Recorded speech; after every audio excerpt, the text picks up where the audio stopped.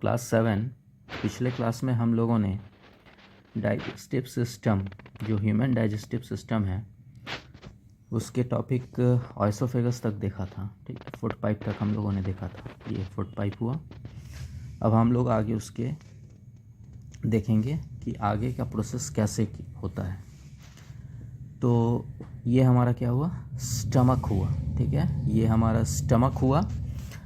The inner lining of a stomach secretes three things, and those are mucus, hydrochloric acid and digestive juices. Okay, यानी ये तीन चीज़ों को secrete करता है हमारा inner lining of stomach, mucus को, हाइड्रोक्लोरिक एसिड को और डाइजेस्टिव जूसेस को सिक्रेट करता है ये। तो what is the role of mucus? Mucus का क्या रोल होता है? The mucus protects our inner lining of stomach from its own secretion hydrochloric acid.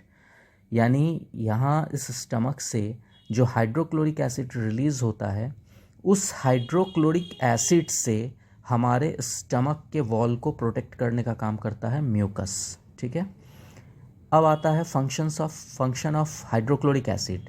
तो एक्चुअली हाइड्रोक्लोरिक एसिड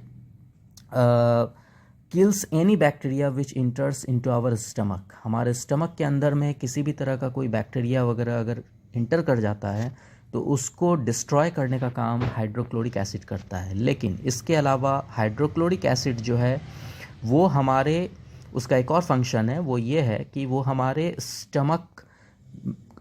हमारा जो स्टमक है उसको एसिडिक इन नेचर बनाता है, यानी उसको एसिडिक बनाता है। और उस एसिडिक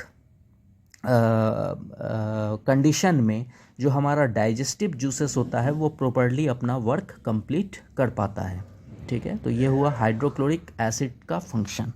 अब आते हैं हम लोग डाइजेस्टिव जूसेस का फंक्शन क्या होता है। तो जैसा कि नाम ही है उसका, डाइजेस्टिव जूसेस, तो ये हमारे डाइजेशन प्रोसेस में हमको हेल्प करेगा।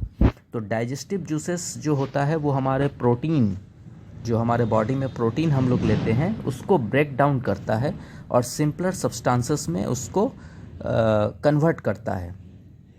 तो स्टमक में हमारा जो पार्शियली डाइजेस्टेड फूड होता है यहाँ पे, है ना, तो ये हमारा पास होता है आगे हमारे स्मॉल इंटेस्टाइन में। ये है हमारा स्मॉल इंटेस्टाइन। ये जो स्मॉल इंटेस्टाइन है इसका जो लेंथ होता है वो 7.5 मीटर लंबा होता है। ठीक है, और ये हमारा जो इंटेस्टाइन, ये जो स्मॉल इंटेस्टाइन है, ये बहुत ही लंबा ट्यूब होता है, यानी 7.5 मीटर हुआ। लेकिन फिर भी हम लोग इसको स्मॉल इंटेस्टाइन क्यों बोलते हैं? इसको स्मॉल इंटेस्टाइन हम लोग इसलिए बोलते हैं बिकॉज इट इज़ नैरो। ठीक है, ये नैरो होता है, पतला होता है, इसकी वजह से इसका नाम पड़ा है स्मॉल इंटेस्टाइन। ठीक है, अब ये जो स्मॉल इंटेस्टाइन है यहाँ पे हमारा कंप्लीट डाइजेशन ऑफ फूड होता है। तो कंप्लीट डाइजेशन ऑफ फूड में कुछ इम्पॉर्टेंट पार्ट इसमें और भी अपना प्ले करते हैं कुछ ग्लैंड्स, जैसे कि ये सैलिवरी ग्लैंड्स है और यहाँ पे ये पैनक्रियाज है, ये लीवर है और ये हमारा पैनक्रियाज है। तो ये जो हमारा जो लीवर है ये जो हमारा पैनक्रियाज है, ये कुछ जूसेस को सिक्रेट करता है हमारे स्मॉल इंटेस्टाइन में, और उन जूसेस की हेल्प से हमारा जो स्मॉल इंटेस्टाइन है वो प्रॉपर डाइजेशन का वर्क जो है वो कंप्लीट कर पाता है। तो ये जो हमारा लीवर है, लीवर हमारा बाइल जूस सिक्रेट करता है। ठीक है, ये जो लीवर है ये बाइल जूस को सिक्रेट करेगा, जो टेम्पररी बेसिस पे गॉल ब्लैडर में, यानी इस जगह पर जाकर वो स्टोर हो जाता है। फिर यहाँ से वो जो बाइल जूस होता है वो निकलकर हमारे स्मॉल इंटेस्टाइन में आता है, और स्मॉल इंटेस्टाइन में आने के बाद वो उस स्मॉल इंटेस्टाइन में प्रेजेंट जो फैट्स होते हैं उसको डाइजेस्ट करने का काम करता है, यानी उसको ब्रेक डाउन करने का काम करता है। इसके अलावा जो ये जो पैनक्रियाज है ये पैनक्रियाटिक जूस को सिक्रेट करता है, और ये पैनक्रियाटिक जूस जो होता है वो हमारे प्रोटीन वगैरह को डाइजेस्ट करने का, ब्रेक डाउन करने का काम करता है। इसके अलावा वो स्टार्च कार्बोहाइड्रेट जो होता है उसको भी डाइजेस्ट करने का काम करता है पैनक्रियाटिक जूस। इसके अलावा ये कुछ फैट्स वगैरह को भी डाइजेस्ट करने का काम करता है। ठीक है, तो इस तरह से हमारा यहाँ पे क्या हुआ, कंप्लीट डाइजेशन ऑफ फूड हुआ।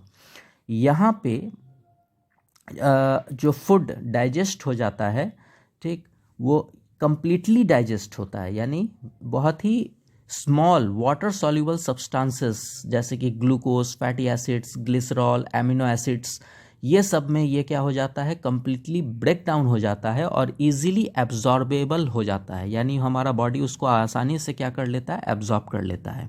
ठीक है, तो यहाँ से यानी कि एब्जॉर्प्शन का जो वर्क है वो हमारा शुरू होता है। तो स्मॉल इंटेस्टाइन में बहुत सारे टीनी फिंगर लाइक आउटग्रोथ्स होते हैं जिसको विली कहा जाता है, और ये millions of tiny finger like outgrowths होते हैं, यानी बहुत सारे होते हैं ये विली फिंगर लाइक स्ट्रक्चर। और विली का जो मेन फंक्शन होता है वो ये होता है कि ये हमारे स्मॉल इंटेस्टाइन के सरफेस एरिया को इंक्रीज करता है ताकि रैपिड एब्जॉर्प्शन ऑफ फूड हो सके, यानी तेज़ी से वो फूड को क्या कर सके, एब्जॉर्ब कर सके। यहाँ से फूड जो एब्जॉर्ब होता है वो हमारे ब्लड के थ्रू पूरे बॉडी में फिर क्या होता है, जो एब्जॉर्ब्ड फूड होता है वो ब्लड के थ्रू पूरे बॉडी में हमारा वो ट्रांसपोर्ट हो जाता है। ठीक है, तो इस तरह से हमारा क्या हुआ, ये इम्पॉर्टेंट रोल हमारा डाइजेस्टिव सिस्टम में प्ले किया हमारा स्मॉल इंटेस्टाइन। अब आता है लार्ज इंटेस्टाइन आता है, तो ये जो आप लोग देख रहे हैं ये है लार्ज इंटेस्टाइन है। ठीक, लार्ज इंटेस्टाइन जो है वो हालांकि 1.5 मीटर लॉन्ग ही होता है, छोटा ही होता है उसका लेंथ, लेकिन फिर भी हम लोग इसको लार्ज इसलिए कहते हैं क्योंकि ये काफ़ी मोटा ट्यूब होता है। ठीक है, थिक ट्यूब होता है, वाइट ट्यूब होता है, जिसकी वजह से इसका नाम पड़ा है लार्ज इंटेस्टाइन। ठीक है, यहाँ पे क्या होता है, मोस्टली वाटर एब्जॉर्ब्ड होता है। लार्ज इंटेस्टाइन में जो वाटर है वो एब्जॉर्ब होने के बाद जो डाइजेस्टेड फूड बचेगा वो सेमी सॉलिड होगा। ठीक है, तो सेमी सॉलिड जो ये फूड है वो उसमें से जो भी अनडाइजेस्टेड होगा वो सेमी सॉलिड फूड हमारा यहाँ पे आकर क्या हो जाता है, थोड़े देर के लिए स्टोर होता है। ठीक है, यहाँ पे थोड़े देर के लिए रेक्टम में आकर वो क्या होगा, स्टोर होगा, और वहाँ से फिर वो एनस के थ्रू क्या हो जाएगा, वो बाहर की तरफ मूव कर जाएगा। ठीक है, जो वेस्ट मटेरियल हम लोग एग्जिट करते हैं वो वेस्ट मटेरियल के फॉर्म में वो क्या हो जाएगा, बॉडी से एग्जिट हो जाएगा।